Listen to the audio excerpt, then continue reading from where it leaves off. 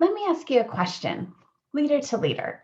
How do you lead the toughest person in the room? Yeah, you know who that person is, right? We all have them. There's somebody that is just so tough for us to reach in every single room. So, how do you lead them? Well, maybe before we can answer that question, we've got to back up a second and say, who is the toughest person in the room to lead? Let me let you in on a little secret. The toughest person in any room that you will ever be in to lead is always going to be you. It's always going to be me. That is the toughest person that I ever have to lead in any room, is always trying to lead myself first. And the toughest person for you will always be you. And that is a full-time job, my friend. At least it is for me. I have to motivate myself. I've got to discipline myself. I've got to manage my priorities. I've got to protect my integrity. The list goes on, right? You get it.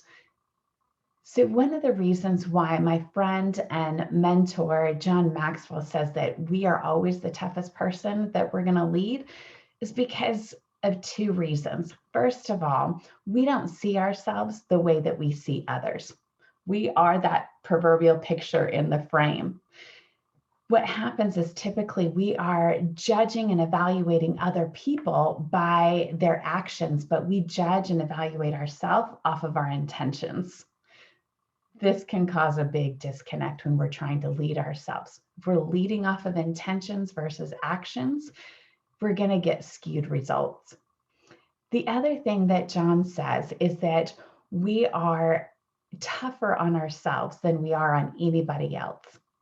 And I personally know this to be true, because if I had someone else speaking into my life the way that I speak to myself when things go wrong, when things aren't going that well, if I had someone else that is talking to me the way I talk to me, I would be incredibly demotivated. I would be running from them, hiding from them, not wanting to show up, because I am so much harder on myself than I would ever be on someone else. I can give someone else grace. I can help them. I can work on motivating them, but I will be my own toughest critic.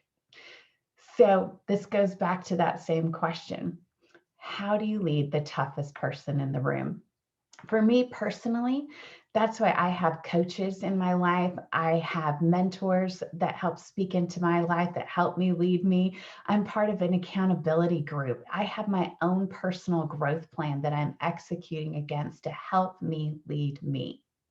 Did you know experts actually say that we should be investing 10% of our income, 10% into our own personal development?